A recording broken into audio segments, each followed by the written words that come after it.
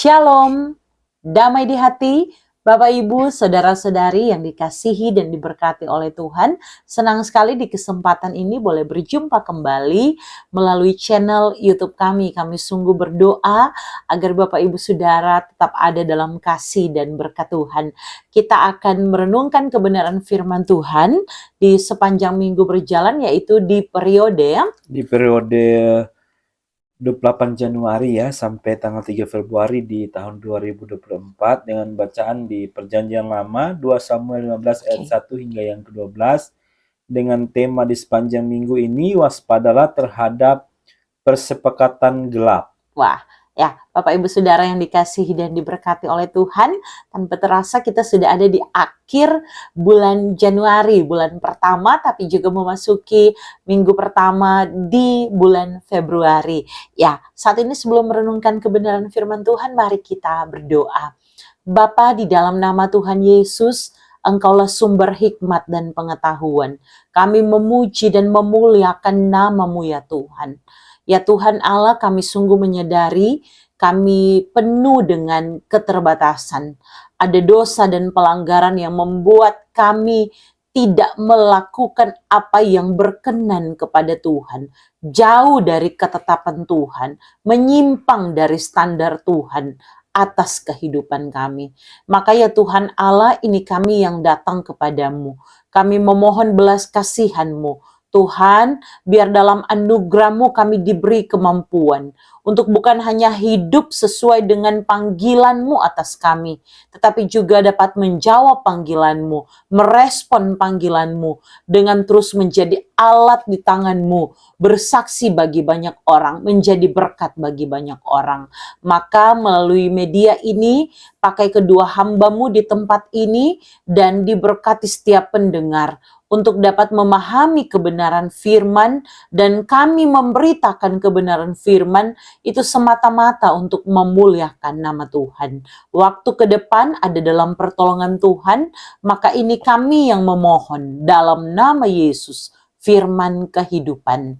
Amin. Ya Bapak Ibu Saudara yang dikasihi dan diberkati Tuhan, pada kesempatan kali ini kami hanya akan membagikan melalui pertanyaan MTPJ. Kami berdoa agar supaya video renungannya dapat segera kami bagikan. Ya, Bapak Ibu Saudara, tema Alkitab kita atau perikop kita di minggu berjalan ini dari bacaan 2 Samuel pasal 15 ayat 1 sampai 12 itu adalah Absalom mengadakan persepakatan gelap. Nah, Bapak Ibu Saudara, kalau kita baca dan kita pelajari tentang kitab Perjanjian Lama, bahwa dari 39 kitab dalam Perjanjian Lama, kitab 2 Samuel ini masuk dalam salah satu dari 12 kitab sejarah yang ada di Perjanjian Lama. Sehingga di dalam kitab ini kita benar-benar akan menemukan bagaimana kehidupan tokoh-tokoh yang diangkat, terkhusus dalam bacaan kita di saat ini ya, menunjuk kepada Absalom, menunjuk kepada Daud. Nah Bapak Ibu Saudara, apa yang akan kita bahas melalui beberapa pertanyaan? Ya, di sini ada 3 pertanyaan untuk kita diskusikan. Langsung saja pada pertanyaan yang pertama. Jelaskan pendapat saudara tentang sikap pencitraan Absalom dibandingkan warga gereja yang akan ikut dipilih dalam pemilu.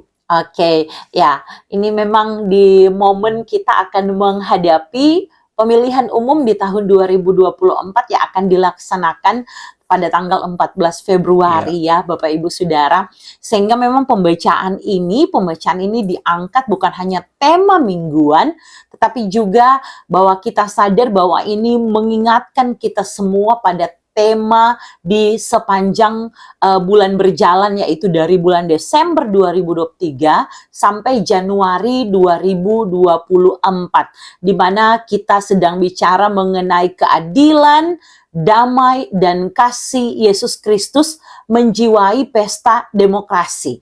Sehingga kalau kita bicara demokrasi, kalau kita bicara republik, maka ini bicara bentuk pemerintahan dari rakyat, oleh rakyat, dan untuk rakyat. Maka ini yang membuat kita kemudian merenungkan dalam tema mingguan kita ya, waspadalah terhadap persepakatan gelap. Ya, Bapak Ibu Saudara, sangat menarik ketika bicara persepakatan gelap, kita melihat ada satu pertanyaan mengenai pencitraan. Saya sendiri kalau mendengar kata pencitraan, maka saya akan menyimpulkan ini bentuk sikap yang menonjolkan citra diri, tetapi lebih ke arah yang negatif. Karena biasanya orang akan menghalalkan segala cara untuk dapat menunjukkan eksistensi atau citra dirinya, supaya dipandang baik, supaya dipandang manis, supaya terlihat menarik, supaya terlihat berwibawa, supaya terlihat murah hati, supaya terlihat sesuai dengan impian atau harapan banyak orang. Nah, biasanya yang melakukan pencitraan ini ada di balik B, ada kemauan yang tersembunyi ya. Kalau dilihat dari bacaan di minggu berjalan ini, kan kita nih sedang bicara tentang Absalom. Absalom adalah anak dari si Raja Daud. Tetapi kita tahu ada satu story di balik cerita ini, ada sebuah sejarah yang sangat berhubungan dan tidak bisa dipisahkan. Bahwa kalau kita lihat di perikop-perikop sebelumnya, misalnya di perikop pasal 13 dari kitab 2 Samuel ini, maka kita akan menemukan di sana Amnon adalah saudara dari Absalom yang dibunuh oleh Absalom. Dan ada kisah juga sebelumnya di mana Amnon ini memperkosa Tamar yang adalah adik dari Absalom. Sehingga ada dendam dari Absalom. Dia merencanakan satu pertemuan dan singkat cerita dia bunuhlah si Amnon ini. Dan pada saat itu kemudian dia melarikan diri. Tetapi pada beberapa waktu kemudian ketika setelah dia melarikan diri bertahun kemudian, Raja Daud ini sebagai seorang ayah, dia merindukan si Absalom. Maka Absalom dijemput, dibawa kembali. Ketika dalam bacaan kita saat ini, pada saat Absalom ini kembali, ternyata dia belum ada di kerajaan tempat Daud ada. Tetapi di sini digambarkan bahwa Absalom setiap hari, dia setiap pagi, ayat 2 ya, berdirilah Absalom di tepi jalan yang menuju pintu gerbang. Apa yang dia lakukan? Ini yang menggambarkan pencitraan dari seorang Absalom. Apa yang dia lakukan? Pertama adalah setiap orang yang dia temui mempunyai masalah, dia mendekati mereka dan kemudian memuji mereka. Yang dia lakukan adalah berpihak pada perkara yang mereka hadapi. Ada perkataan di sini, misalnya di ayat 3, lihat perkaramu itu baik dan benar. Kemudian dia mulai menjelekkan raja yang berkuasa pada waktu itu. Tapi juga tidak lain ya, adalah ayahnya sendiri, Raja Daud. Dia mulai menjelekkan, tetapi dari pihak raja tidak ada seorang pun yang mendengarkan engkau. Pertama, dia sok peduli. Dia mencegat orang, berarti sudah ada rencana. Dia mencegat orang di pintu gerbang, dia menanyakan masalahnya seolah-olah peduli, tetapi kemudian dia mulai menjelekkan penguasa pada waktu itu. Yang sangat menarik juga, ayat 4 lagi kata Absalom. Ini menunjukkan apa sih di balik B. Ya, Absalom ingin menjadi hakim atau pemimpin. Dikatakan di sini, sekiranya aku, orang Manado bilang, kalau kok kita yang jadi hakim, maka kita akan menyelesaikan perkara ini dengan bijaksana, dengan adil. Dan dia membedakan dengan kepemimpinan raja. Tetapi juga bukan cuma sampai di kata-kata, sorga telinga yang dia bagikan. Absalom di sini dalam tindakannya juga melakukan sikap-sikap di ayat 5 dituliskan. Ketika orang itu mendekat untuk sujud menyembah kepadanya, Absalom ini mengulurkan tangannya, memegang orang itu dan mencium orang itu. Jadi luar biasa, tanda penghormatan yang luar biasa. Ayat 6, cara itu diperbuat Absalom kepada orang Israel yang mau masuk menghadap untuk diadili perkaranya oleh raja, dan demikianlah Absalom mencuri hati orang-orang Israel.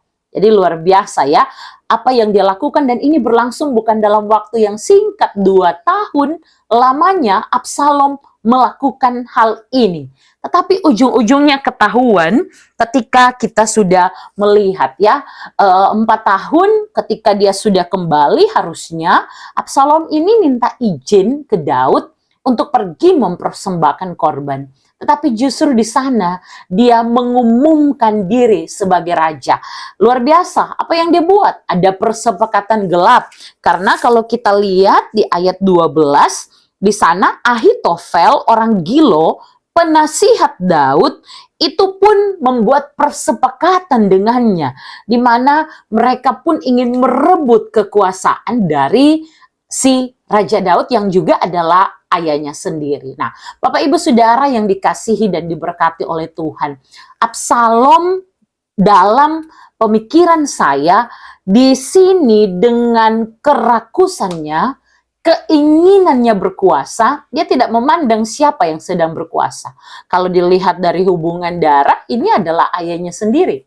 Tetapi juga dia seharusnya melihat ayahnya orang yang bermurah hati. Dia salah, melarikan diri, tapi mendapat pengampunan, ayahnya diminta untuk kembali.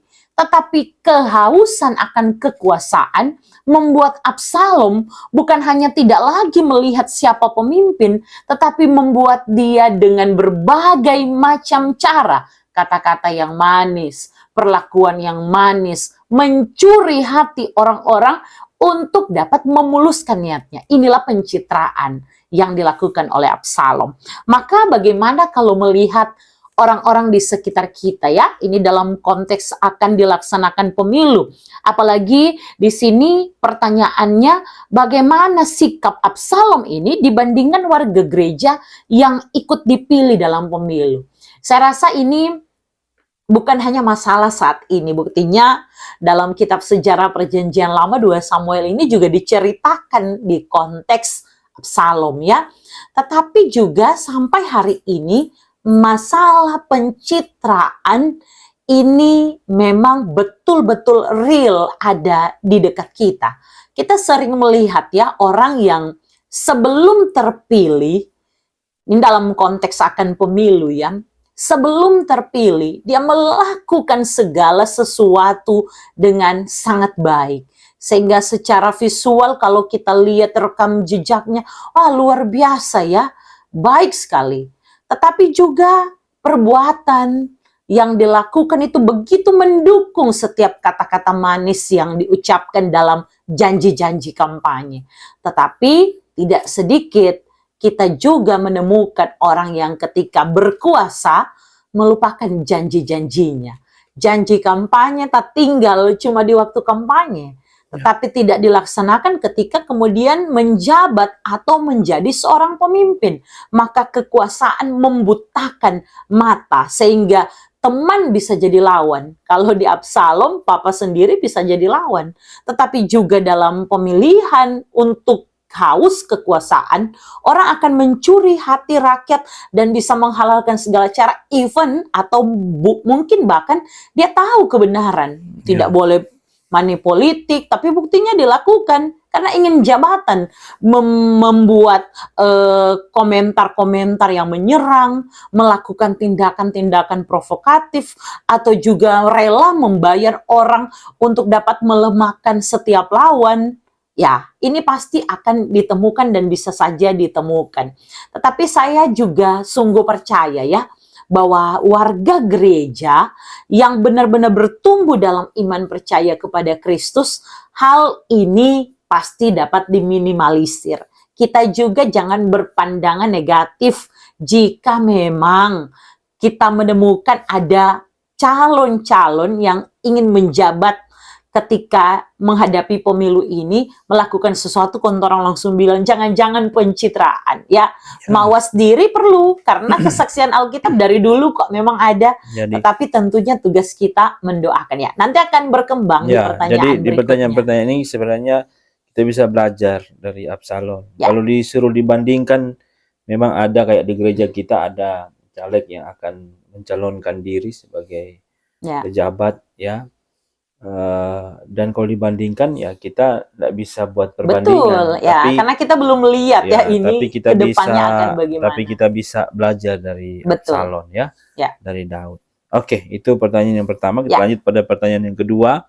Jelaskan bentuk-bentuk perilaku yang dapat mencoreng dan menodai pesta demokrasi. Ya, tentu Bapak Ibu Saudara, jika ini berhubungan dengan pertanyaan pertama, maka kita harus lihat dulu dari sisi orang-orang yang memberi diri untuk kemudian dapat dipilih, ya. Mereka setiap calon legislatif misalnya dan sebagainya, ya. Bapak Ibu Saudara, kadangkala seperti saya katakan tadi, ada yang secara sengaja melakukan money politik karena betul-betul menginginkan jabatan. Tetapi itu hanya dilakukan sebelum pemilihan. Ketika selesai atau sudah terpilih, maka tidak mau tahu lagi dengan kesulitan dari masyarakat, orang-orang yang memberi suaranya untuk dia. Nah, tentunya Bapak Ibu Saudara, bagi saya ini sangat bertentangan dengan kita sebagai orang percaya yang diajarkan untuk tahu menepati janji, untuk dapat berperilaku bukan hanya pencitraan, ya, tetapi kasih itu adalah gaya hidup. Bukan hanya karena ada U di balik B, ya. Dan Bapak Ibu Saudara yang dikasih dan diberkati Tuhan, sebaliknya kita sebagai pemilih, kadangkala juga kita itu mudah sekali terprovokasi hanya karena ada berita-berita hoax misalnya, ada sumber-sumber informasi yang sebenarnya ini tidak benar, tetapi karena kita malas lah mau cari tahu, pokoknya dia suruh kita pilih apa, kita mau ikut pada dia, tanpa kemudian melakukan riset sendiri ataupun mencari tahu sendiri, melihat rekam jejak yang bukan cuma sekedar pencitraan atau di dekat pemilih, tetapi mungkin dari masa-masa yang lalu, ya, tanpa tentunya mengurangi keinginan untuk mencari tahu bagaimana kehidupannya sekarang, bagaimana visi dan misi dari orang itu. Sehingga sebagai gereja tentunya hal ini sangat perlu untuk diperhatikan. Jadi kalau ditanya bentuk-bentuk perilaku yang dapat mencoreng, banyak sebenarnya. Ya, ada beberapa bentuk-bentuk perilaku yang mencoreng pesta demokrasi. Nah, salah satunya ya kita sebagai masyarakat, sebagai rakyat kadang perbedaan, ya. Si warna ini, si B warna ini, si A warna ini. Kemudian saling menyerang, saling menjelekkan satu dengan yang lain, ya. Oh, ngana punya kuah begini-begini, kita punya begini-begini, ngana punya yang jelek-jelek, kita punya yang bagus. Akhirnya perbedaan itu akhirnya jadi permusuhan, ya. Bahkan orang dalam gereja bermusuhan. Bermusuhan cuma beda warna, ya. Itu bisa mencoreng juga. Kemudian money politik, ya. Sebelumnya sudah bukan jadi rahasia umum, banyak yang terjadi secara fakta di lapangan bahwa sebelum bapilih dong suka sedoi, ya. Nah, ini bisa mencoreng juga pesta demokrasi. Dan terlebih lagi juga kita bisa golput, ya, jangan sampai juga. Jangan sampai. Jadi kita ikut menyukseskan lah. Betul. Ya, sebagai saya pernah mendengar bahwa perkataan ketika kita memilih, kita bukan memilih yang paling terbaik, tetapi kita mencegah yang tidak baik untuk berkuasa. Sehingga no golput, kita harus menyuarakan, ya, menyatakan hak suara kita tentunya dengan sebaik-baiknya. Kemudian tingkat kepercayaan juga kepada pejabat-pejabat yang mencalonkan diri untuk menjadi seorang pejabat negara, pejabat pemerintah. Buatlah sesuatu yang tulus hati, ya, yang benar-benar dari hati. Pencitraan ini kan dengan kata lain pembohongan terhadap publik, ya, yang biasanya dulu nyandak, misalkan contoh sederhana, dulu dia pernah batogor, tiba-tiba sebatogor. Nah, ini dipilih ternyata. Ini ada maksud, ya. Jadi mari untuk pejabat-pejabat juga yang mencalonkan diri, tentunya ini kita belajar dari Absalom. Jangan sampai karena cuma ada niat mau jadi pejabat kok akhirnya batogor. Setelah jadi sejak mau Ya, batagor. Jadi buka kaca pun di otonya ini Anda ya. bisa mencoreng juga pesta demokrasi. Betul. Akhirnya rakyat juga bisa berpikir, jadi bisa multitafsir ya. Ya bisa saja tafsirnya sudah jadi yang pilih. Ya, Isunya usah pilih jo golput jo. Dah pilih ya, pa dia tuari bagus-bagus sebelum isi dulu jadi pejabat batagor orang sunyanda. Ini juga ya, salah satu bentuk untuk mencoreng atau menodai pesta ya, demokrasi. Jadi memberikan tingkat kepercayaan kepada rakyat, ya, bukan kebohongan-kebohongan kepada betul. rakyat. Nah, ini janji-janji manis, ya, apa adanya saja.